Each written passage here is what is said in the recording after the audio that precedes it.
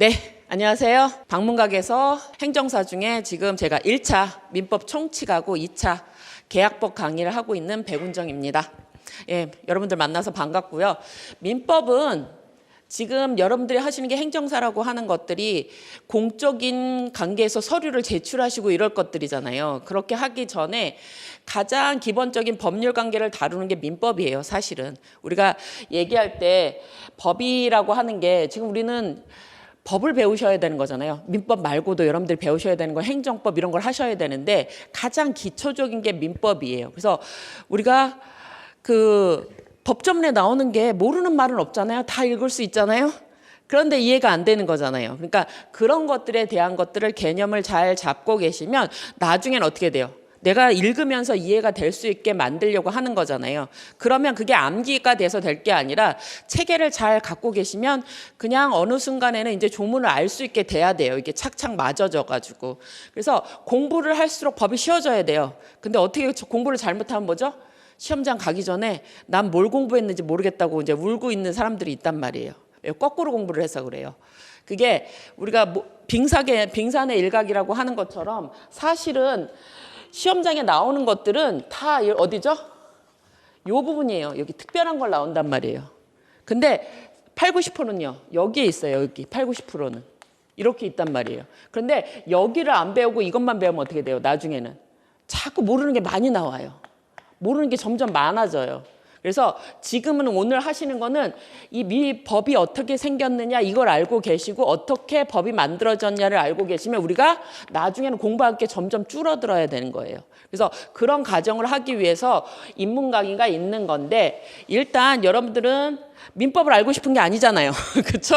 뭘 하고 싶으세요? 행정사에 합격하고 싶으신 거잖아요. 그러면 우리가 지금 행정사에 이제 합격을 해야 된다. 그러면 공부를 열심히 해야 되는 것도 필요하지만 일단은 여러분들이 어떤 위치에 있는지를 아셔야 돼요. 여러분들이 한 5년만 빨리 오셔도 훨씬 쉬웠을 거예요. 훨씬 쉬우셨을 거란 말이에요. 근데 지금 저희뿐만 아니라 모든 전문가 과정이라는 것들 있잖아요. 우리 말고도 뭐 간평, 뭐 법무사, 뭐 변호사, 막 이런 사람들 있잖아요. 전문직이라고 하는 모든 직렬에서 어떻게 돼요? 출연이 되게 많아졌어요. 시험 보는 사람이 되게 많아졌다는 거예요. 그게 코로나 그 위에 그리고 이제 시대적인 흐름이 있는 것 같아요. 전체적으로 보면 제가 여기만 강의하는 게 아니라 다른 강의도 하는데 거기도 마찬가지예요. 그래서 여러분들이 지금 사항이 주변에서 보면 행정사 땄던 분이 금박다 막 이런 사람들도 많을 거예요. 뭐 그거 1차는 그냥 해도 돼 막 이런 사람들 많은데 그게 그때하고 지금하고 같지 않단 말이에요. 그 사람들이 거짓말하는 게 아니에요. 그때는 그랬을 수 있어요. 하지만 지금 상태는 어떻게 됐어요? 명수는 안 늘었는데 최종 합격자는 안 늘었는데 어떻게 돼요? 출연료는 계속 늘고 있단 말이에요. 눈으로 한번 봐볼게요. 그래서 지금이 올해잖아요. 올해 시험 본 사람이잖아요. 우린 내년을 대비해서 여기 오신 거잖아요. 그럼 올해 합격자만 2,000명에 가까워요. 1차 합격자만. 몇 명이었어요? 6,350명에서 2,000명 가까이 붙었어요. 붙었죠? 근데 그 밑에 보시면 2차 합격자는요. 2차 합격자 숫자는요. 대략 줄었다 늘어 해서 어떻게 돼요? 300명을 넘지 않아요. 근데 이거 우리는 일반 행정 세 가지 행정이 있잖아요. 일반 행정이 제일 많긴 하죠. 250에서 260명 정도 되잖아요. 그런데 어떻게 돼요? 나오는 숫자들에 대해서는요. 이 명수에 대해서 따지면 이때 그 2차 합격자는 거의 지금 늘지 않고 대략 왔다 갔다 줄고 있어요. 다른 시험도 한참 늘다가 지금 거의 다 주는 쪽으로 가고 있어요. 너무 많이 뽑아놔가지고 지금. 근데 이미 있는 사람도 많은데 어떻게 돼요? 출연인들 되게 많은 거잖아요. 지금 시험 보겠다고 하는 사람들도 되게 많은 거잖아요. 그러면 여러분들이 그 사항에 맞춰서 공부하셔야 돼요. 이미 붙은 사람들이 얘기하는 거랑 지금 여러분 상황이랑 같지 않다는 얘기예요. 그래서 1차도 문제가 어떻게 되겠어요? 2차의 장에 들어가면 2차는 주관식으로 다 채점해야 되는 거잖아요. 그럼 대부분이 어떻게 돼요? 2차생들이 줄게 하고 있어요. 채점 안 하려고 해요. 근데 우리는 어떻게 돼 있어요? 다른 시험하고 달리 다른 시험은 1차를 출원하면 2차는 당연히 보게 돼 있어요. 근데 저희는 어떻게 돼요? 1차 원서 내고 2차 원서를 또 따로 내요. 그래서 여기서 숫자가 준 거예요. 그러니까 그 얘기는 무슨 말이에요? 여기 작년에 1차 붙은 사람이 1644명이었어요. 그리고 그 전에가 971명이에요. 그리고 1차 면제자들이 또 있잖아요. 그런데 2차 출원인이 1,800명, 1,900명 정도밖에 안 됐어요. 왜 그럴까요? 1차는 쉽게 공부를 했는데 2차를 공부해보니까 안 되겠다 한 사람들이 되게 많았다는 얘기잖아요. 지금 1차 합격자들이 여기 합격자 그냥 1차 우리 시험 봐서 합격한 사람만 우리는 시험 봐서 합격한 사람 말고 1차 면제자들 또 있잖아요. 그럼에도 불구하고 이렇게 돼서 이렇게 됐다는 얘기는 2차에서 자기가 시험을 보기 힘들다고 생각한 사람은 원서도 안 냈을 수도 있다는 얘기예요. 그러면 여러분들이 이게 작아져서 좋다가 아니라 공부를 제대로 안 하면 원서도 못 낼 만큼 어려워졌다고 얘기하는 반증일 수도 있단 말이에요. 그래서 왜 그러냐 하면 문제가 지금 점점 어려워지고 있어요. 옛날에 계약법은 그냥 단문이라고 했는데 지금 케이스 문제가 나와요. 그리고 계약법 안에서만 나온다고 했는데 이제는 뭐하고 관련돼서 나오죠? 2020년부터는 민총을 배우잖아요. 우리가 객관식에서. 그러니까 2차 물어볼 때도 민총을 알고 있다는 전제로 문제가 나오긴 했어요. 하고 있어요. 근데 원래는 계약법 자체가 어떻게 돼요? 법률 행위하고 관련되어 있어요. 근데 저희 에어컨 틀었나요? 저만 덥나요? 괜찮으세요? 덥죠? 그렇죠? 이상하죠? 왜 저 여기 이렇게 더울까요? 아까 얘기들 해서 말씀드렸어야 되는데 좀 덥긴 하네요. 그렇죠? 그래서 여러분들이 일단은 이게 여기 에어컨 이거 아닌 것 같은데 저거 에어컨 아닌데 리모컨 쉬는 시간에 말씀드려야 될 것 같아요. 어쨌든 여러분들이 지금 하시는 것처럼 그렇게 사항이 녹록하진 않아요. 그래서 그런데 더 슬픈 얘기 중에 하나가 그나마 민법이 쉽다는 거예요. 설명해 오셨으면 들었겠지만 행정법이나 행정학이나 범위가 되게 넓어요. 민법은 어떻게 원래는 민총, 채권, 물권, 가족법까지 원래 다 민법이에요. 근데 우리는 뭐 보죠? 1차에서 민법 총칙만 보고 2차에서는 채권 강론중 계약법만 봐요. 그러니까 양으로 보면 되게 다른 거에 비해서 조금 편에 들어간다는 얘기예요. 그러면 여러분들이 이제 다른 거에서 행정학이나 행정법에서 점수를 못 얻으신다면 어디에서?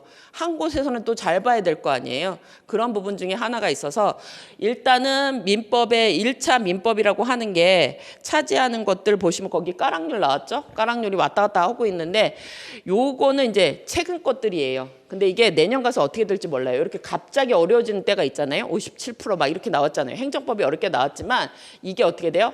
예전에 보면 민법이 되게 어렵게 나온 적도 있어요. 뭐예요? 한 번씩 폭탄을 터뜨린다는 얘기예요. 사람이 너무 많이 붙으면 어딘가에서 갑자기 어렵게 내갖고 뭐예요?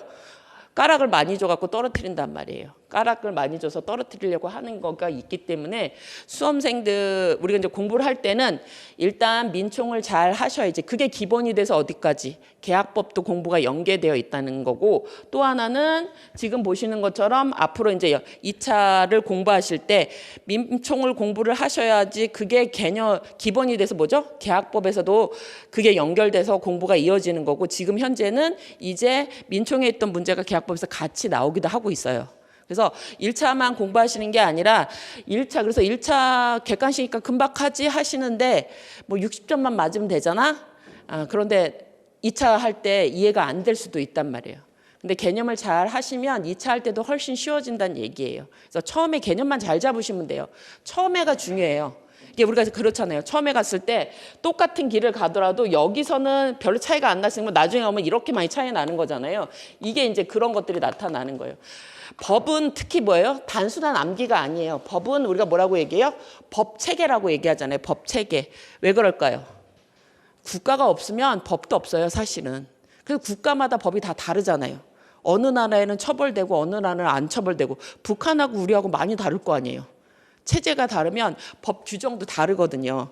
그래서 여러분들이 이제 공부하실 때 법이 어떻게 만들어지고 우리가 갖고 있는 기본이 뭔지를 아시면 안 외워도 되는 게 되게 많아질 거란 얘기예요. 그래서 그런 거하고 관련된 것들을 우리가 입문 시간에 전체적으로 한번 그러니까 디테일하게 볼 수는 없지만 전체적으로 한 번은 민법 총칙은 어떻게 만들어져 있는 건지 왜 그렇게 규정됐는지 이런 걸 아시면 민총을 보시는 시각이 달라지면 공부하는 게 이제 달라진다는 얘기예요. 그래서 그런 의미에서 이제 하시는 거죠. 그래서 첫 번째 여기 제가 이걸 말씀드린 거는 일단 우리 상황이 녹록하지 않기 때문에 처음에 잘 하시고 그럼 어떻게 돼요? 2차까지 잘 하셔서 연계되어 있으니까 공부를 체계적으로 하자 이런 얘기였고, 두 번째 보시면 또 이제 거기서 이제 또 한 가지 또 문제가 있는 게, 지금 1차를 볼 때 어떻게 돼요? 세 과목을 한꺼번에 같이 봐요. 75분에 나눠서 보지 않고 한꺼번에 같이 본단 말이에요. 그러면 아까 행정법이나 행정학개론을 같이 보셨을 때 시간이 다른 거에서 많이 필요하면요, 민법이 쉬우면요, 시간 세이브가 될 수도 있다는 얘기예요. 어려운 문제를 풀어야 될 때, 우리가 옛날에 수학 문제 풀면 알잖아요. 어려운 거 풀 때 거기에 시간을 많이 쓰면 어떻게 돼요? 시간이 많으면 더 자세히 읽어볼 수 있고 더 잘 풀 수 있는 거잖아요. 그러니까 민법이 점수도 잘 맞으면서 시간도 줄여지면요, 다른 과목에도 연계가 되는 거예요. 그래서 여러분들이 시험을 볼 때 이렇게 한 과목씩 나눠서 보는 시험이 있어요. 민법 하나 보고 이렇게 보는 것도 있고, 이렇게 세 과목씩 묶여서 보는 시험이 있단 말이에요. 그러면 시간을 줄이면 뭐죠? 다른 거하고 관련돼서도 점수에 연관이 미쳐진다는 얘기예요. 그래서 여러분들이 그런 것까지 다 생각을 하셔야 돼요. 그래서 모의고사 볼 때나 이런 거 할 때 뭘 하셔야 돼요? 내가 시간 대비 몇 점을 맞았는지도 확인하셔야 돼요. 이게 75분을 어떻게 쓸 건가? 나는 여기다 40분을 쓸 거야, 15분 쓸 거야, 20분 쓸 거야. 각자 베이스에 따라서 달라질 수 있다는 얘기예요. 자기가 잘하는 거에 따라서. 근데 보통 시간을 많이 들이는 과목이 점수가 더 안 나오는 거예요. 아는 거는요, 객관식이잖아요. 그럼 딱딱 볼 거 있으면 딱딱 찍고 나면 25분이면 15분 안에 푸셔온 사람들이 100점 맞는 사람도 있어요. 근데 시간을 많이 들인다는 얘기는요, 암기가 정확하게 안 됐다는 얘기예요. 그래서 그런 것까지 따지면 여러 가지의 정확하게 풀 수 있느냐, 뭘 문제를 봐야 되는지 수업 시간에 다 암기가 되셨고, 따로 암기하도록 하지 않아요. 저는 수업 시간 안에 제 목소리가 쨍쨍하잖아요. 이걸 계속 반복해서 알려드려서 어쩔 수 없이 보게 만들어요. 그래서 그렇게 해가지고 암기가 됐으면 그때 어떻게 돼요? 나머지 과목에도 점수를 올리는데 영향을 줄 수 있다는 얘기예요. 그래서 여러분들이 이렇게 시험이 어떻게 만들어지고 어떻게 구성됐느냐에 따라서 어떻게 돼요? 내가 공부를 어떻게 할 건지도 전체적인 걸 잡으셔야 된다는 얘기예요. 같이 잡으셔야 된다는 거예요. 그래서 공부를, 지금 우리는 뭐죠? 합격하려고 하는 공부잖아요. 지금 그냥 공부하는 게 아니잖아요. 민법을 알고 싶다 이게 아니라 합격하려고 하는 거잖아요. 그러면 수험에 맞춰서 나도 어떻게 돼요? 나도 그렇게 만들어야 돼요. 내가 몇 점을 맞아야 되고, 그러면 이렇게 되면 뭐죠? 이 점수가 어떻게 돼요? 180점을 만들어야 되는 거잖아요. 근데 180점을 만드는 방법은 여러 가지잖아요. 그렇죠? 60점 이렇게 만들 수도 있지만, 하나는 어려우니까 40점은 넘어야 되죠. 50점, 요거 80점 이렇게 만들 수도 있는 거, 여러 가지 형태로 만들 수 있는 거잖아요. 그래서 이런 것들을 각자 자기가 잘하는 과목과 점수의 관계, 시간 투자 대비 이런 거를 생각하셔서 어떤 거에 시간을 많이 투자하고 하실 것을 정하시는 것도 하나의 방법이에요. 근데 이제 처음에는 공부 안 해봤다가 하면 뭐예요? 뭘 잘할지 자기도 모를 수도 있어요. 근데 이제 우리가 각자 하시던 것들이 있으시잖아요. 그래서 공무원, 공직에 계신 분들은 이게 더 편할 수도 있고 여러 가지 이유가 있었을 거 아니에요. 그냥 그거에 맞춰서 자기가 잘하는 것들이 어떤 게 있는 거고, 점수가 어떻게 잘 나올 수 있는지, 시간 대비 뭐가 할 수 있는지, 이것들도 생각해 보셔야 된다는 거예요. 그래서 수험적으로 따지면 그것과, 그래서 시험 모의고사 보실 때도 내가 25문제 문제를 풀 때 몇 분이 걸리는지도 보시고, 세 개를 다 풀었을 때 대비되는 시간이 어떻게 되는지, 내가 몇 점수가 점수가 몇 점 나오는지, 30분을 투자했을 때 몇 점, 이런 것도 다 해보시면, 공부하는 것도 중요하지만 그런 것 자체도 되게 점수에 영향을 많이 미칠 수 있다는 얘기예요. 왜요? 우리는 어쨌든 절대평가이기 때문에 뭐예요? 평균 60점 넘으면 합격인 거잖아요. 까락 없이. 그러니까 시험장 들어가기 전에 내가 붙을지 안 붙을지 알고 들어갈 수 있다는 얘기예요. 아무리 어렵게 나와도 어떻게 돼요? 내가 80점 이상 맞으면요, 떨어질 일은 없는 거잖아요. 1차는 특히. 그러니까 이런 것들을 미리 해놓으시면 들어가기 전에 내가 알 수 있어요. 몇 점이 나올 건지. 그러니까 그런 것들을 생각을 하셔서 여러분들이 공부를 같이 하셔야 되는 거고, 어차피 이제 동차 대비하신다면 민법하고 민총을 잘 하시면요, 그게 이제 기본이 돼서 계약법도 잘 하시게 된단 말이에요. 법률행위를 배우는 거거든요, 1차라고 하는 게. 근데 그 법률행위에 대해서 계약은 채권행위의 대표적인 애예요. 그러니까 민총을 잘 공부하셨으면 당연히 어디도 잘 보게 돼요. 계약도 잘하게 될 수 있단 말이에요. 근데 민총은 객관식 보는 거니까 대충 본다고 하고 계약법을 2차라에 들어오시면 어떻게 돼요? 힘들어지는 거예요. 당연히 알아야 되는 개념을 모르고 있잖아요. 그럼 어떻게 돼요? 우리 법이 만들어진 게 쌓여서 만들어지는 거예요. 근데 1층이 무너지면 2층이 잘 만들어질까요? 안 되는 거잖아요. 그거 공부할 거예요, 오늘은. 법이 체계가 있다. 1층이 있는데 1층 무너졌으면요. 2층은 볼 것도 없어요. 안 만들어져요, 계약 자체가. 그러니까 그런 것들하고 관련해서 여러분들 이제 하나씩 확인하실 거다. 그래서 요런들 사항들 같은 거 알고 계시느냐 하는 문제예요. 그래서 이제 구체적으로 들어갈게요. 그래서 이제 저희는 우리가 뭐 배우는 거예요? 1차는. 그래서 민법은 크게 보면 두 가지예요. 지금 여기서 우리가 지금 얘기한 것처럼 민법에 우리가 이제 수험적으로 얘기하면 민법은 어떻게 돼요? 일단 총칙은 1차에서 본다예요. 그리고 계약법이라고 하는 것만 2차에서 봐요. 그렇죠? 2차에서 봐요. 근데 이게 어떻게 돼 있죠? 계약이 뭐죠? 법률행위의 대표적인 얘기예요. 그런데 민총은 크게 구별하면 세 파트로 만들어져요. 세 파트. 뭐죠? 민법 총칙이라고 하는 것 중에 통칙이 있고 그리고 법률행위 파트가 있고 그 다음에 전체적으로 보면 소멸시효 파트가 있는 거예요. 이렇게. 우리가 이제 배울 파트 크게 본다면. 그러면 이 법률행위의 대표적인 게 나중에 뭘로 나오냐? 우리가 얘기하는 채권행위, 물권행위 이런 것들의 기본이 되는 게 법률행위예요. 어디에서나 쓰이게 되는 거. 다 그게 법률행위예요. 그러니까 민총을 배운다는 거는 우리는 나중에 뭐라는 거예요? 계약을 체결하는 걸 여러분들이 하셔가지고 계약서 쓰고 이렇게 서류 만들고 하는 걸 공부하기 위해서 뭐가 있어야 돼요? 이 법률행위하는 방법을 알아야 된다는 거예요. 그러면 결국 2차에서 이 계약법을 공부하기 위해서는 뭘 알고 계셔야 돼요? 이걸 잘 알고 있어야 된다는 얘기예요. 근데 여기서 객관식만 본다고 그냥 암기하다가 끝나버리면 2차는 써야 되고 체계가 무너지면요. 객관식 찍을 때도 못 찍었는데 갑자기 잘 써질까요? 안 써진단 말이에요. 그래서 여기서 잘 만들어 놓으시면 2차 할 때 어떻게 돼요? 그리고 민법의 체계가 어떻게 돼 있어요? 앞에서 서술한 건 뒤에서 서술 안 해요. 그럼 계약법에서 2차 계약법 공부할 때는요. 여기 있던 거 가르쳐 드릴 수 있을까요? 없을까요? 그거는 알고 있다고 생각하고 계약법을 수업을 할 거란 얘기예요. 그러면 어떻게 되죠? 여기가 흔들리면요. 여기서도 또 흔들리게 된다는 얘기예요. 그래서 1차 공부하실 때 같이 공부하실 때 체계만 잘 잡으시면 될 거라는 얘기인데 그래서 오늘 우리가 이제 입문 강의는 3회잖아요. 그러면 3회 안에 우리가 할 수 있는 게 그렇게 많지는 않아서 전체적으로 법이 어떻게 만들어지고 민법이 어떻게 구성되는 걸 아시면은 그와 관련된 여러 가지 체계가 해결될 거니까 제가 암기를 줄이는 방법은 일단 뭐죠? 체계를 말씀드리고 전체적으로 해결할 건 한꺼번에 해결해서 여러 개 암기할 건 하나씩 외우지 않는다는 거예요. 다 묶어서 외울 거란 얘기고 그리고 암기할 때 필요한 것들은 어떻게 돼요? 눈에 보이게 다 비교하는 표로 보여드릴 거예요. 제가 여러 개 해봤잖아요. 여러분들은 저는 설명했지만 여러분들은요. 설명 안 했다고 하는 게 있어서 저는 다 눈으로 보여드려요. 비교해드려요.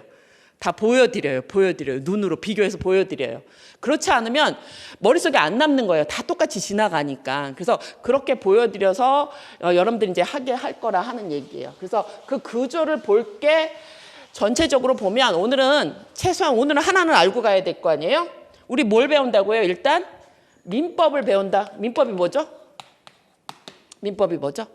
오늘 하나만 알고 갑시다. 민법 뭐예요? 뭐죠? 사람 민이잖아요, 원래. 여긴요, 법이잖아요. 그럼 뭐죠? 사인 간의 법률 관계예요. 우리가 배우는 게 민법은 딱 요거예요. 뭐 배우실 거라고요? 사인 간의 법률 관계 배우는 거예요. 사인 간의 법률 관계. 그래서 우리는 그냥 관계가 아니라 뭐죠? 법률 관계를 배울 거예요. 그러니까 법이라고 얘기하는 거잖아요. 그래서 거기 민법 보세요. 민법은 모든 사람 간의 관계 중에서 일반 사법이에요. 일반이 무슨요? 모든 사람한테 사인 간에 적용되는 법이라는 얘기예요. 그래서 결국 민법은 뭐죠? 사인 간에 적용되는 법률 관계. 법률 관계 뭐예요? 우리가 권리 의무 관계가 법률 관계잖아요. 법적으로 힘이 있으면 그걸 권리라고 얘기하는 거고 법적으로 나는 하기 싫은데 해야 되면 그걸 의무라고 얘기하는 거잖아요. 그래서 한 사람은 법에 있어서 힘이 있어서 권리를 쓰는 거고 한 사람은 어떻게 돼요? 자기는 싫지만 의무가 있어서 이행을 해야 되는 거잖아요. 그래서 민법은 결국 뭐죠? 사인 간의 법률 관계 뭘 배우는 거죠? 권리, 의무 관계를 배우는 거예요. 그래서 민법 열심히 공부했는데 민법이 뭐예요? 그럼 대답을 못해요. 그러면 안 돼요. 아주 심플하잖아요. 민법은 뭐라고요? 사인 간의 법률 관계, 사법의 가장 대표적인 얘기라는 얘기예요. 공법은요. 나하고 기준할 때 누구죠? 공공기관하고 관계란 말이에요. 공무원하고 관계. 나하고 기준할 때 사인하고 관계가 민법 관계예요. 그렇게 보시는 게 제일 간단해요. 나를 기준해서 다른 사인하고 관계는 뭐죠? 사법 관계예요. 그게 어떻게 돼요? 교통사고 나면 사인하고 사인이잖아요. 그거 다 민법 관계죠. 근데 공무원하고 가서 뭐 하는 건요? 행정법이 적용되는 거잖아요. 공법 관계잖아요. 그중에서 경찰하고 관련되면 형사로 가는 거고 이렇게 되는 거잖아요. 그래서 아주 심플해요. 우리가 얘기하는 거는. 그래서 나하고 관련해서 사인하고 관계, 민법 관계예요. 근데 그 사인 중에 특수한 사람들끼리 있으면 어떻게 돼요? 특별법이 적용되는 게 상법이에요. 사인들 중에서 여기는 거래를 신속하게 하기 위해서니까 서로 다 알고 있는 사람들이에요. 그러니까 우리가 계약할 때는 어떻게 돼요? 계약 자주 안 하잖아요. 우리가 계약을. 집은 평생에 한 번 살까 하고 계약서 별로 쓰는 일 별로 없잖아요. 그래서 뭐죠? 다 만들어 놓은 거 주고 나는 사인만 하잖아요. 그렇죠? 그래서 그런데 거래할 상인들은요. 매일 거래할 거 아니에요. 그러니까 신속하게 이루어지고 그러기 위해서 뭐죠? 특별법으로 상법이 적용되는 거예요. 그렇죠? 우리 민법에도 임대차 규정이 있어요. 근데 우리 뭘 더 잘 알아요? 주택임대차 보호법, 상가임대차 보호법 알고 있잖아요. 그럼 민법에도 임대차가 있는데 왜 주택임대차, 상가임대차 법을 뒀을까요? 원래는 민법은 어떻게 돼요? 사인 간이 대등한다는 관계 안에서 만들어졌단 말이에요. 너도 사인, 나도 사인. 그러니까 우리는 힘이 똑같잖아. 그러니까 둘이 합의만 하면 인정되는 거지. 근데 합의가 아니잖아요. 우리는 합의 안 했는데도 막 그러잖아요. 저도 그렇잖아요. 우리 휴대폰 하러 가면은 저는 다른 거 쓰고 싶어도 어떻게 돼요? 다 계약서 있잖아요. 59 요금제를 쓰던지 그거 딱 쓰라고 돼 있었고 그거 아니면요. 뭐 동의 안 하면 개통도 안 해주잖아요. 그 체크 안 하면 안 해주잖아요. 그래서 이게 그런 거 규제하는 게 뭐예요? 약관법이잖아요. 그러니까 사인 간의 법률 관계가 동등하다는 전제에서 만들어졌지만 동등하지 않단 말이에요. 고용주하고 피해. 이래서 특별법들이 다 만들어지는 거잖아요. 그래서 임대차도 마찬가지고 임대차도 어떻게 돼요? 그냥 남의 물건을 빌려주고 그거에 사용료를 내는 거잖아요. 그런데 일정한 경우에는 주택이나 상가 임대차 같은 경우에는 어떻게 돼요? 보호할 필요가 있기 때문에 특별히 만든 규정들이 있다는 거예요. 그런 것들이 이제 일반법, 특별법 관계 이렇게 얘기하는 것들이죠. 그래서 일단은 여기는 어떻게 돼요? 민법은 사인들 간에 어떻게 돼요? 일반이에요. 누구든지 적용되는 거예요. 원칙적으로. 누구든지 적용되는 거예요. 민법이. 이게 일반 관계예요. 그런데 아까 사인들 중에 상인들이 적용되는 거 어디로 간다고 그랬어요? 상법으로 적용된다고 얘기했잖아요. 그럼 일반법 여기는 뭐 어떻게 돼요? 상법도 사인들이잖아요. 둘 다 사인이잖아요. 한 사람 공무원 아니잖아요. 그럼 우리가 이런 거 어떻게 돼요? 일반하고 특별법 관계는 뭐만 적용돼요? 특별법만 적용된다. 이거 우리가 예전에 고등학교 때 다 배우신 거잖아요. 일반법, 특별법 관계는 뭐만 적용된다? 특별법만 적용된다. 이런 거 하셨던 거잖아요. 그래서 오늘은 그런 거 배울 거예요. 그런 것들 배우는 건데 우리들이 지금 머릿속에 다 여러 가지가 섞여 있어서 문제인 거예요. 그래서 지금 오늘 배우실 게 민법이 뭔지는 일단 알자는 거잖아요. 근데 사인들 간의 권리 의무 관계, 법률 관계가 뭐냐? 그래서 법률 관계는 어디서 나오죠? 관계에서 나와요. 이 세상에 저만 존재한다면요. 권리 의무 관계가 나올까요? 안 나오잖아요. 문제는 누구예요? 저 머리 위에서 떠드는 제가 문제잖아요. 그래서 여기는 어떻게 돼요? 관계가 문제예요. 누구누구 관계예요. 근데 모든 관계가 법률 관계로 규율되지는 않아요. 그렇죠? 옆에서 살짝 떠든다고 다 법률 관계로 고소하고 그래야 될까요? 그런 의무가 있을까요? 그건 아니잖아요. 그래서 여기 법률 관계라고 하는 거는 우리가 사람하고 사람 생활 관계예요. 아까 사인들하고 관계잖아요. 나하고 이렇게 둘 관계잖아요. 사인하고. 원래 사인들하고 관계가 아무 관련도 없을 수도 있어요. 근데 갑자기 관계가 생기잖아요. 왜요? 교통사고 나면. 그 사람 저 알아요? 몰라도 어떻게 돼요? 관계가 만들어져요. 법률 관계가. 왜요? 법률 관계는 대표적으로 우리는 다 뭘 생각하세요? 계약하는 것만 법률 관계라고 생각하시잖아요. 근데 우리도 당연히 교통사고 나면 어떻게 돼요? 다 위자료 받아야 되는 거라고 눕고 다 하잖아요. 여러분들 다 알고 계신다는 얘기예요. 그럼 무슨 얘기예요? 우리가 계약을 체결하지 않아도 내가 법적 힘이 있다는 걸 다 알고 계시단 말이에요. 그러니까 누워 누워 병원에 가서 입원해. 그런 거 뭐예요? 내가 누우면 돈을 받을 수 있는 이유가 있다는 얘기잖아요. 그건 뭐죠? 법률 규정에 따라서 일정한 경우에 불법 행위라고 해서 사인 간에도 위법하게 타인한테 손해를 입혔다. 그러면 법에 의해서 법률 관계가 만들어질 수도 있다는 얘기예요. 그래서 우리는 이 법률 관계라고 하는 거는 사람하고 사람이 생활하는 데 관계예요. 근데 그 중에서도 어떻게 돼요? 모든 관계가 법적으로 규율되지 않지만 일정한 경우에 법에 의해서 규율되는 관계를 우리가 법률 관계라고 얘기하는 거예요. 그래서 법과 관련된 관계를 이제 법률 관계라고 하고, 법률 관계는 권리 의무 관계예요. 권리 의무 관계인데 호의 관계라고 하는 게 뭐 있죠? 호의 관계. 그래서 민법에서 이제 여러분들이 대부분은 다 알고 계세요. 자기도 모르게 몸으로 다 하고 계세요. 오늘도 다 하셨잖아요. 채권행위, 물권행위 다 하시고 계신 거잖아요. 나는 한 적이 없는데요. 버스도 타시고 편의점에 가서 뭣도 했어요. 물도 사 먹고 밥도 사 먹고 다 하신 거잖아요. 그거 다 뭐예요? 사인하고 계약 맺어서 이행까지 끝나시고 뭐예요? 이거 편의점에 가서 물 샀다. 그럼 뭐 한 거예요? 편의점에 가서 아무 말도 안 해도 계약이 다 이루어지는 거예요. 뭘 했어요? 그 많은 음료수가 관계에서 제가 하나 고른 거잖아요. 그럼 이걸 갖다 어디다 놔요? 그냥 아무 말도 안 하고 거기다 탁자 위에다 놀려요. 그럼 무슨 얘기예요? 내가 이걸 사겠다는 얘기잖아요. 그럼 상대방이 뭐라고 얘기해요? 말 안 해요. 편의점 학생이. 뭐예요? 그냥 찍어요. 그럼 거기 1,000원 나와요. 그럼 뭐라고 얘기해요? 카드 주세요. 그럼 뭐죠? 이미 계약은 체결된 거예요. 1,000원에 사고 팔겠다 합의를 본 거예요. 그 다음에 뭘 해야 돼요? 채권 매매 계약 맺어졌으니까 그때 뭐 해야 돼요? 돈 내야 되는 거고 물건 줘야 되는 거잖아요. 그러면 돈 줬으면요. 채권 이행한 거예요. 채무 이행했어요. 상대방이 나 물건 줬으면요.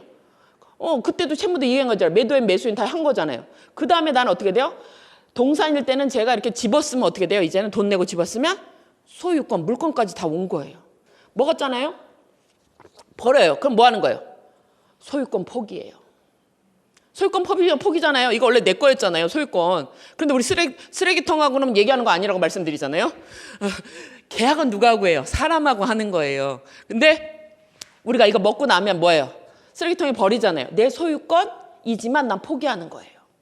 그럴 생각은 없었을지 모르지만 그렇게 되어 있단 말이에요. 그래서 민법은 평상시에 여러분들이 다 하고 있는 행동 속에 다 있어요.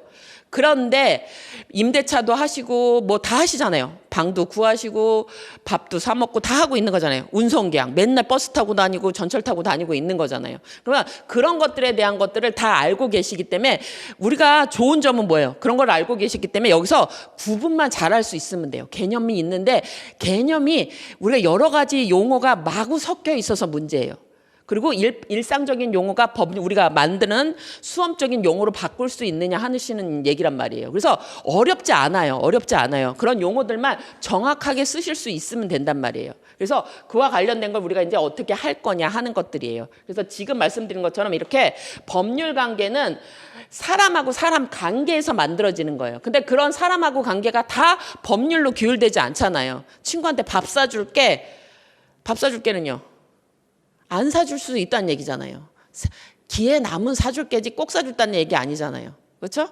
근데 학원에서 뭐 준다고 그러는데 안 주면요. 그건 안 되는 거잖아요. 그렇죠? 이런 것처럼 이렇게 법률 관계하고 이게 달라지는 거잖아요. 그래서 그런 것들 가지고 어떻게 될 거냐. 그래서 여기서 호의는 뭐죠? 좋은 관계예요. 좋은 관계란 얘기예요. 그냥 우리가 좋은 관계라고 얘기하는데 우리가 제일 많이 헷갈리는 게 선이에요. 선이. 우리가 민법상 얘기할 때 선이라고 하는 건 우리가 선이라고 얘기하는 뭐죠? 그냥 나는 좋은 의도였어 이런 뜻이었잖아요. 근데 민법에서는 선이라고 하면 그렇게 쓰이지 않아요. 선의는 나는 모르고 했어요. 악의는요 알고 했어요. 그래서 그런 용어들이 달라지는 것들 있잖아요. 우리가 쓰는 용어하고 달라지는 거 그런 것들만 여러분들이 이제 하나씩 구별해서 정리를 하시면 따로 암기하시지 않으셔도 여러 가지가 해결되는 게 있다는 얘기예요. 그래서 평상시에 우리는 채권행위, 물권행위 다 하고 있는 거예요. 근데 그거를 인식 못하고 계신 거예요. 그러면 수업 시간에는 그걸 어떻게 돼요? 수험적인 용어로 바꾸실 수만 있으면 된단 말이에요. 그래서 그런 것들 잘 하시면 되는 거라서 오늘 거기에 넘어가 볼게요. 이게 이제 제일 중요한 거죠. 그러면 권리 의무 관계를 배울 건데 그럼 권리는 어떻게 취득하느냐 하는 거예요. 그래서 우리는 권리 어떻게 취득해요? 대표적인 거 우리 권리 뭐예요? 소유권 얻고 싶은 거잖아요. 이 건물 사고 싶잖아요. 그렇죠? 부자 되고 싶다 이것들 하는 거잖아요. 그 소유권 얻고 싶은 거잖아요. 그럼 소유권 얻으려면 뭐예요? 누가 주나요? 줄 수도 있어요. 왜요? 아버지가 주거나 뭐 이럴 수 있죠. 상속받거나 이런 걸 수도 있는 거잖아요. 근데 보통은 어떻게 돼요? 사고 싶다, 계약하고 싶다잖아요. 가서 계약해서 사는 거잖아요. 그래서 권리를 얻는 방법은 오늘 제일 중요한 거예요. 오늘 배운 것 중에 법률 관계는 뭐라고 그랬어요? 민법은 사인 간의 법률 관계, 권리 의무 관계를 배울 거잖아요. 그러면 권리 의무 관계는 뭐죠? 권리를 얻는 방법만 배우면 될 거 아니에요. 권리를 얻는 방법. 권리를 얻는 방법 배우는 거잖아요. 권리 얻는 방법이 뭐냐? 권리 얻는 방법은 딱 두 가지밖에 없어요. 두 가지밖에 없어요. 그래서 결국은 우린 뭘 배우려고 하는 거예요? 권리 얻는 방법을 배우려고 하는 거예요. 그래서 거기 보시면 권리라고 하는 거는 지금 보신 것처럼 어떻게 돼요? 법률상 힘이에요. 법률에 있어서 어떤 상 이익이 있으면 그게 권리예요. 그게 불이익이 있으면요. 내가 내 의사하고 상관없이 내가 뭔가를 해야 되면요. 그건 의무인 거예요. 그건 의무인 거예요. 그런데 우리가 이제 비슷한 용어로 많이 헷갈리는 게 있죠. 권한, 권능, 권원. 다 비슷한 말 같죠? 다 비슷한 말 같죠? 우리가 얘기하는 건 이거 권리예요. 우리가 지금 하고 싶은 건 이거예요. 이거. 내가 소유권을 갖고 싶고 내가 집도 사고 싶고 이런 거잖아요. 그럼 이건 뭐죠? 내가 법적 힘이 있으면 그건 권리예요. 나의 권리야 이렇게 얘기해요. 근데 권한은 뭐죠? 권한은 주로 우리 어디서 봤어요? 대통령 권한대행 막 이런 거 봤었을 거 아니에요. 내 권한대행 이런 거 잘 안 쓰잖아요. 내 권리야 쓰잖아요. 근데 대통령은 하나 나오면 뭐예요? 권한대행이라고 하는 게 막 나오는 것들 나오잖아요. 권한이라는 건 뭐죠? 대통령은 누구죠? 대통령이 무슨 일을 했다. 국가를 대표해서 무슨 일을 했다. 그건 뭐죠? 행위를 하면 그 효과가 누구한테 가는 거예요?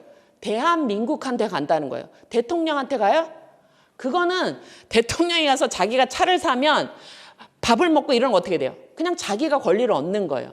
근데 대한민국 대통령으로 해서 다른 나라하고 계약하고 뭐 하면 어떻게 돼요? 그 효과는 대통령 개인이 받는 게 아니라 누가 받을 거예요? 대한민국이 받을 거잖아요. 그러니까 대통령은 누구를 대신해서 지금 행위를 하고 있는 거예요? 대한민국을 대신해서 행위를 하고 있는 거란 말이에요. 그래서 권한이라고 하는 거는 자기가 권리를 하는 게 아니라 타인을 위해서 일정한 법률 효과를 하게 하는 행위예요. 그래서 우리가 친근하게 보면 뭐죠? 대표권, 대리권이에요. 대표권, 대리권. 대리라고 하는 얘기는 뭐죠? 우리가 제일 잘 아는 대리인 누가 있어요? 법률 대리인 변호사잖아요. 그렇죠? 제가 이혼하려고 해요. 그럼 제가 누굴 해요? 이혼 변호사를 찾아가겠죠? 그럼 이혼 변호사가 저보다 법률 행위를 더 잘한다. 그러면 법률 행위를 변호사를 보낼 거 아니에요. 우리가 법정에 누굴 보내요? 그래서 비싼 돈 들고 선임하는 거잖아요. 그러면 가서 변호사가 어떻게 돼요? 저와 관련돼서 더 위자료도 많이 받고 양육권도 많이 받을 거고 가서 행위를 할 거잖아요. 근데 변호사가 이혼하나요? 이혼은 제가 하는 거잖아요. 제가 하는 거잖아요. 그러니까 변호사가 가서 행위를 했는데 그 효과는 누가 받아요? 제가 받잖아요. 제가 받잖아요. 그래서 이렇게 대표권, 대리권들은 뭐죠? 자기가 권리를 얻는 게 아니라 제3자가 권리를 얻는데 행위만 해주는 거. 그래서 이거를 권한이라고 얘기하는 거예요. 권한. 그래서 지금부터 보시는 것처럼 지금 우리가 이제 해야 될 일은 뭐들이에요? 우리가 아주 친하게 얘기하는 것들, 권리라고 권리 의무 관계라고 하는데 그거는 뭐죠? 내가 법적 힘을 얻고 내가 의무를 지는 거예요. 근데 권한은 내가 다른 사람을 위해서 행위를 하면 나는 권리 의무 관계가 있어요? 권리를 얻어요? 변호사가 이혼하는 거 아니잖아요. 위자료 자기가 얻어요? 자기는 뭐래요? 수수료를 받잖아요. 그건 뭐 하는 거예요? 위임 계약에 따라서 둘의 관계, 계약에 따라서 갖는 거지 그 사람이 가서 합의를 보는 효과는 누굴 갖는 거예요? 제가 받는 거예요. 제가 이혼하는 거잖아요. 그래서 이런 게 권한이라고 얘기하는 거예요. 그래서 지금 이제 공부를 하시면서 하는 일들이 이런 것들이에요. 우리가 마구 썼던 용어들 어떻게 돼요? 이제 구별하실 수 있으면 그것들이 어떻게 돼요? 이 권한만 잘 알면 그 대리권은 그래서 쉬워지는 거예요. 이렇게. 그래서 용어들만 잘 정리하시면 우리가 이제 대리도 배우고 대표도 배우게 되시면 어떻게 돼요? 권한이란 용어만 정확하게 구별하실 수 있으면 이것도 어떻게 돼요? 어떤 힘이 나타나는구나 그렇게 다 알 수 있다는 얘기예요. 그래서 하나하나씩 용어들만 정확하게 정리해서 앞에서 쭈루룩 나가시면 뒤에까지 가는 동안 어떻게 돼요? 내용들이 짝짝 맞춰지셔서 암기할 게 없이 다 돌아갈 수 있다는 얘기예요. 권능은 뭘까요? 권능은 우리가 권리는 누가 갖는 거라고 했어요? 내가 권리를 얻었잖아요. 그럼 권리는 여러 가지가 있어요. 특히 민법에서는 가장 대표적인 게 민법은 어떻게 만들어졌느냐 하면 민법이 만들어진 거는 크게 보면 민법은 뭐죠? 민법은 돈이에요. 돈이에요. 형법은요. 나쁜 놈은 처벌받아야 되고 죄 안 진 사람은 풀려나야 되는 거예요. 그거는. 민법은요. 맨 마지막에 해결하는 건 돈이에요. 생명이 죽었어도 뭘로 해결해요? 손해배상 받는 거예요. 사인 간의 법률 관계는 처음에 어떻게 시작했던 마지막에 뭘로 끝나요? 돈으로 끝나요. 이행 안 하고 막 하면 다 돈으로 끝난단 말이에요. 결국은. 그래서 결국 나타나는 거는 우리가 민법상에 크게 보면 재산법적 관계, 재산법적 관계 또 하나는 뭐 있죠? 가족법적 관계잖아요. 이촌이냐 일촌이냐 자식하고 자식들 놀이를 하라. 그거 가족법적 관계 그런 것들이 다 민법에 있는 거잖아요. 사인 간의 법률 관계. 근데 그것이 친족 관계에 있으면 크게 나타나는 게 뭐죠? 부양 의무도 져야 되고 일정한 경우에는 어떻게 돼요? 아버지가 아무 말도 안 했으면 법률 규정에 따라서 어떻게 돼요? 재산이 나한테도 오잖아요. 올 수도 있잖아요. 근데 보통은 재산이 온다고 생각하지만 못 와요. 빚도 올 수 있어요. 빚도 올 수 있어요. 법률 관계가 포괄적으로 법률 규정에 의해서 어떻게 돼요? 상속인한테 넘어가잖아요. 그래서 상속인한테 선택할 수 있는 권리를 주잖아요. 무조건 받아야 되는 거 아니잖아요. 상속 포기해도 된단 말이에요. 그래서 일단은 법률 규정에 의해서 상속은 이루어지는 거예요. 왜요? 아버지는 돌아가셨잖아요. 말 못하잖아요. 계약하는 거 아니잖아요. 그럼 법률 규정이 있기 때문이에요. 그래서 지금 보시는 것처럼 지금 우리가 하는 것들을 중에 그 권능이라는 것도 우리가 대표적인 권리관계 중에 우리가 얻으려고 하는 건 뭐죠? 제일 많이 얻으려고 하는 거. 소유권이잖아요. 소유권. 이게 뭐예요? 물건이에요. 물건. 그래서 재산관계는 크게 보면 채권관계, 물건관계로 나뉘어지는데 소유권이라고 하는 권리가 있다. 그럼 그 안에 뭐가 있냐면 여러 가지 권능이 있는 거예요. 이 안에. 소유권 안에는 뭐죠? 내 물건이니까 내가 마음대로 사용할 수도 있고 이걸 빌려줘서 뭘 받을 수 있어요? 임대료도 받을 수 있는 거고 빌려서 임대차가 건물만 하는 것도 아니에요. 우리 다 렌트하잖아요. 자동차 렌트도 하고 요새 뭐 물건 옷도 빌려 입고 다 하잖아요. 그거 다 렌탈이에요. 이게 임대차예요. 임대차. 빌려서 하는 거. 이렇게 그게 수익화 할 수 있고 어떻게 돼요? 내 물건은 내가 팔아서 돈으로 바꿀 수도 있는 거잖아요. 이런 게 여기 안에 다 있는 거예요. 근데 전세권은요? 처분은 못 하잖아요. 내가 사용 수익하는 거 일정한 기간 남의 물건을 사용하는지 처분은 없는 거잖아요. 그래서 이렇게 권리 안에 여러 가지 힘이 있는 거예요. 권능은. 그래서 소유권이 물건 중에서 가장 완전한 권리 모든 게 여기 들어가 있는 거예요. 근데 우리가 전세권이나 저당권 이런 건 뭐죠? 그 중에 한 권능만 있는 거예요. 여기 중에. 사용 수익하는 것과 관련해서 전세권 뭐죠? 내가 이 집을 쓰겠다는 얘기잖아요. 사용 수익하는 권리만 소유권 중에서 제한적으로 갖고 있는 거예요. 저당권은요. 소유권 중에서 처분했을 때 누가 가져가야 돼요? 원래는. 소유자가 이 집을 팔았으면 소유자가 1억, 10억이면 10억을 가져가야 되잖아요. 근데 거기 저당권이 설정되어 있어요. 그러면 누가 가져가요? 저당권자가 먼저 받아가잖아요. 그래서 처분 권한만 있는 것이 처분 권능만 있는 것이 저당권이란 말이에요. 그래서 그런 권능은 그 법적 힘, 요 소유권 안에 있는 여러 가지 힘들을 얘기하는 게 권능이라고 얘기해요. 권한은 권리의 원인이에요. 아까 얘기한 대로 우리가 권리를 취득할 수 있다고 그랬잖아요. 저 권리의 원인이 뭐니? 이걸 밝히는 게 정당한 법적 권한을 밝히는 게 여러 가지가 있다는 얘기예요. 아까 얘기한 대로 내가 사용 수익할 때 소유권 있는 사람도 있을 수도 있죠. 그러니까 내 물건이니까 쓸 수 있잖아요. 근데 전세권 있는 사람은요? 전세권자도 여기서 뭐예요? 자기 그 집에서 쓸 수 있는 거잖아요. 그게 다 권한이에요. 내가 이 집을 사용할 수 있는 권한은 뭐니? 어떤 사람은 소유권이 갖고 있으니까 이 물건을 사용 수익할 수도 있고 어떤 사람은 임대해서 가지고 있을 수 있는 거잖아요. 이게 권한이에요. 자기가 지금 행위를 하고 있는데 그 법적 원인이 뭐니? 이게 권한이에요. 이게 권한이에요. 그래서 우리가 여러 가지 많은 용어들을 혼동해서 썼어요. 근데 우리가 얘기하는 법률 관계는 뭘 얘기하는 거예요? 권리 의무 관계, 이게 이제 원칙적으로 내가 어떤 권리, 법적 이익을 받느냐, 내가 어떤 법적 의무를 불이익을 지느냐, 이와 관련된 걸 우리가 배울 거란 얘기예요. 그러면서 그 권리 중에 이런 것들이 나왔을 때 용어만 잘 알고 있어도 여러 가지가 해결될 수 있다는 얘기예요. 그래서 실 건데 제일 중요한 거 이거 하나만 보고 싶시다. 그래서 우리는 결국은 뭘 알고 싶은 거죠? 사인 간의 법률 관계는 내가 권리를 취득하고 이걸 배우고 싶은 거잖아요. 권리 의무 관계. 어떻게 하면 권리가 소멸되느냐 이거 배우는 거잖아요. 그래서 권리가 변동을 일어나는 거, 없었는데 권리가 생기거나 있었는데 소멸하거나 변동하는 방법은 두 가지밖에 없어요. 결국 두 가지예요. 뭐죠? 우리가 이 물건 사고 싶으면 어떻게 돼요? 소유권 얻고 싶으면. 오늘도 샀잖아요. 물 먹고 싶으면요. 가서 돈 내고 사는 거잖아요. 이게 뭐예요? 계약이에요. 계약이라고 하는 얘기는 뭐죠? 법률 행위예요. 내가 요새 뭐 편의점 같은 데면 물도 되게 많잖아요. 500원짜리, 700원짜리 1+1만 되게 많잖아요. 그중에서 내가 뭐죠? 하나를 골라서 이걸 사겠다고 얘기하면 그때 뭐죠? 내가 그 돈 주고 사서 그걸 내 걸로 만들 수 있는 거잖아요. 이게 뭐죠? 법률적 힘을 주는 행위, 법률 행위예요. 그래서 내가 법률 관계를 만들어서 권리를 취득하는 행위로 해서 취득하는 게 법률 행위예요.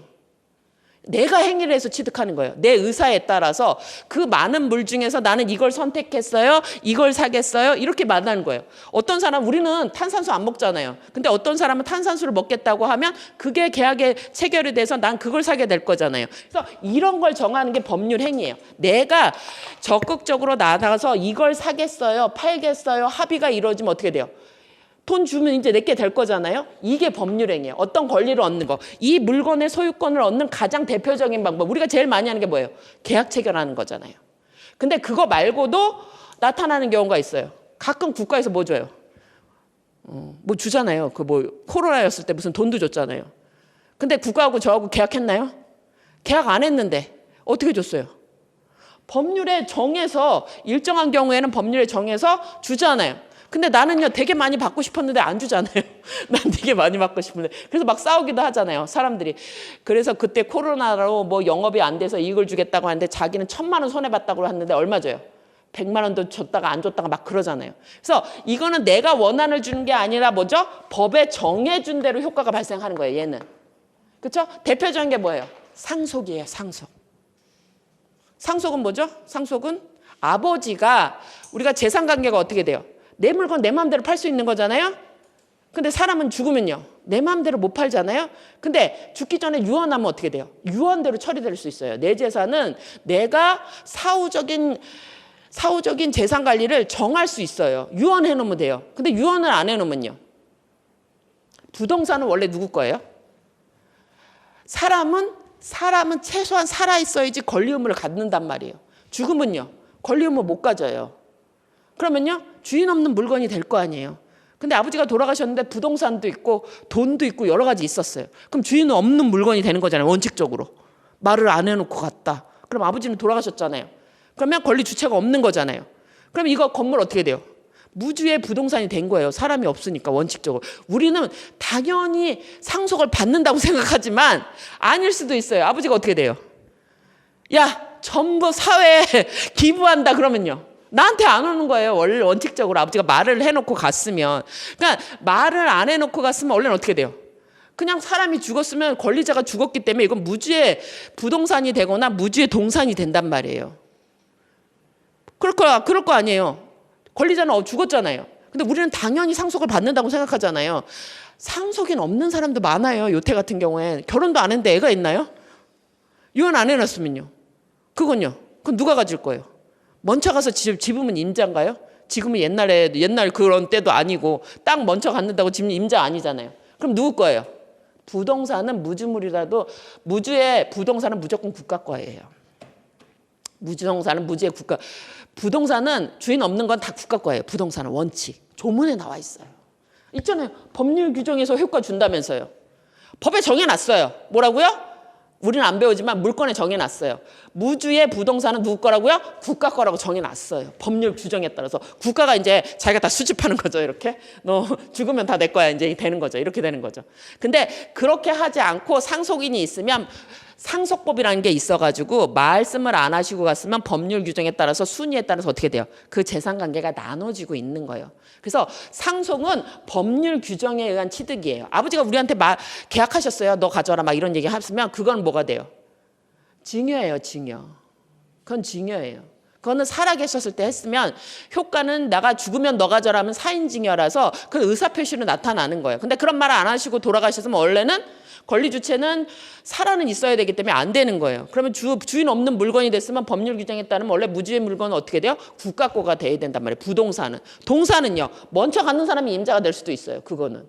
근데 그러면 만일은 투쟁이 되잖아요. 먼저 가서 막 잡으려고 난리칠 거 아니에요. 그러니까 상속법을 둬서 일정한 경우에 법률 규정에 따라서 1순위에 2순위에 이렇게 가지라고 만들어줬기 때문에 그래서 우리는 당연히 받는 게 아니라 어떻게 돼요? 아버지가 아무 말을 안 하고 그냥 가셨기 때문에 당연히 나눠 그렇게 갖는 거잖아요. 그게 그래서 다르다는 거예요. 그래서 법률 규정에 따라서 어떻게 돼요? 일정한 경우에 나도 어떻게 돼요? 부동산이 나한테도 올 수 있어요. 아버지가 돌아가시고 아무 말 안 했으면 법률 규정에 따라 오는 거지 법률 행위로 와. 우리는 아무것도 안 했잖아요. 계약 안 체결했잖아요. 그래서 지금 이게 아주 되게 중요해요. 이게 되게 중요한 거예요. 오늘 중에 이게 제일 중요해요. 권리를 얻는 방법은 몇 가지요? 딱 2가지예요. 우리가 계약, 법률 행위를 하든지 법률 규정에 따라서 만들어져야 된다는 얘기예요. 이게 이제 제일 중요해요. 그러면 우리는 민법 청칙에 뭐 배우는 거예요? 모든 법률 관계는 어떻게 돼요? 법률 행위로 이루어져요. 요 앞에 봐요. 채권을 얻으려는 법률 행위, 채권 행위. 물건을 얻으려는 법률 행위, 물건 행위. 가족법상 관계를 맺은 행위, 그거 가족법상 행위. 그래서 뭐죠? 혼인 계약. 가족 만들려고 어떻게 돼요? 남남인데 결혼하면 뭐 돼요? 가족 되잖아요. 남남인데 자식 되는 거 어떻게 돼요? 입양 합의하면 되는 거잖아요. 그래서 민총은 뭐 배우겠어요? 이거 배우는 거예요. 이거 배우는 거예요. 이거 배우는 거예요. 왜요? 시간이 좀 됐는데 그래서 그러면 요 정도 할게요. 요게 왜 우리가 민총에서 이걸 배우게 되는 거는 조금 이따 법이 어떻게 만들어졌는지를 확인하시면 왜 이게 민총에서 문제가 되는지 우리가 확인하실 거예요. 그러면 잠시 쉬었다가 그 뒤에 보시면 이제 민법의 체계가 나올 거예요. 그래서 우리가 지금 민총을 배워야 되는 이유가 어떻게 돼요? 민총은 이런 계약에 어떻게 돼요? 다 적용되는 걸 앞으로 빼놨다는 거예요. 앞으로 빼놨다는 거예요. 그 얘기는 뭐죠? 물건행위하는 법, 물건적 권리를 얻는 방법, 채권적 권리를 얻는 방법, 가족법상 권리를 얻는 방법 다 어떻게 돼요? 공통되는 거는 법률 행위를 해서 얻는 방법이란 얘기예요. 그러니까 여기다 다 안 쓰고 왜요? 똑같은 거 계속 써는 뭐죠? 법전이 되게 많아질 거 아니에요. 그래서 어떻게 돼요? 공통되는 걸 앞으로 빼는 게 민법 총칙이란 말이에요. 그러니까 민법 총칙은 뭘 배우는 거예요? 민법상 권리 의무 관계를 설정하는 방법인 법률 행위를 배우는 거예요.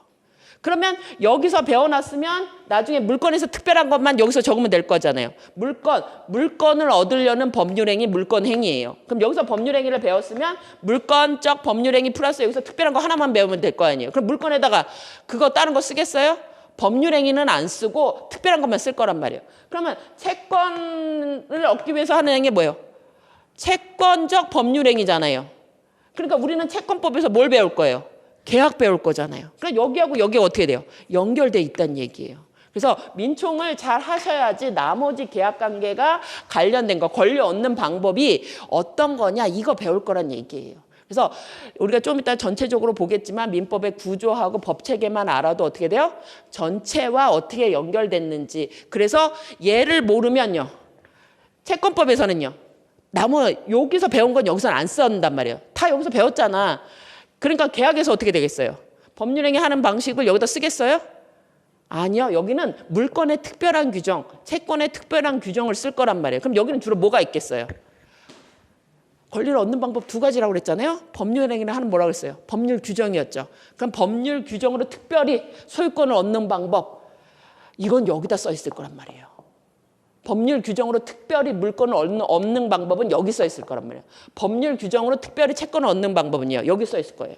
이렇게 돼 있대요. 그래서 여기는 뭐죠? 주로 법률 행위로 법률 행위를 하면 어떻게 해야 되느냐 이게 이제 공통되니까 여기 앞에 써 있다는 거예요. 그래서 민청은 크게 보면 세 파트로 나눠지는데 거기서 가장 중요한 부분이 뭐냐? 저기 법률 행위를 하는 방법을 배우는 거예요. 그럼 우리의 입장에서는요.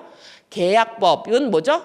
채권 행위로 하는 게 대표적인 법률 행위 중에 계약이 있는 거고 그와 관련된 거를 채권법 중에 계약편만 배우는 거란 말이에요. 그래서 채권계약, 채권적 행위가 만들어지는 거는 법률 행위뿐만 아니라 뭘로도 만들어지겠어요? 법률 규정으로 만들어지는 경우가 있단 말이에요. 그래서 여러분들이 알고 있는 건 대표적인 게 뭐죠? 750조의 불법 행위로 인한 손해배상 청구권이 법률 규정으로 있기 때문에 우리는 계약 체결 안 했는데도 그냥 차를 갖다 박았으면 어떻게 돼요? 아, 손해를 배상해줘야 되는구나. 이렇게 생각하는 거잖아요. 계약 안 했잖아요. 근데 어떻게? 법률 규정이 여기 채권편에 있다는 얘기예요. 남들한테 불법하게 고의가실로 손해를 입혔으면 법률 규정에 따라서 뭐가 생겨요? 나는 손해를 입었기 때문에 권리가 생기는 거고 상대방은요. 남을 뿌겨뜨렸거나 치였거나 하면 어떻게 돼요? 750조에서 법적인 의무가 생기는 거예요. 그러니까 우리는 어디에 있는지 모르지만 몸으로는 다 알고 있잖아요. 이런 것들을 이제 하나씩 우리가 짜겨서 나가시면 된다는 얘기예요. 그래서 잠시 쉬었다가 전체적으로 이제 법 체계가 어떻게 만들어졌고 그래서 민총에서는 뭘 배우는 거고 그러니까 우리가 암기할 게 어떻게 줄 건지 이런 것들을 알아보도록 할게요. 잠시 쉬도록 하겠습니다.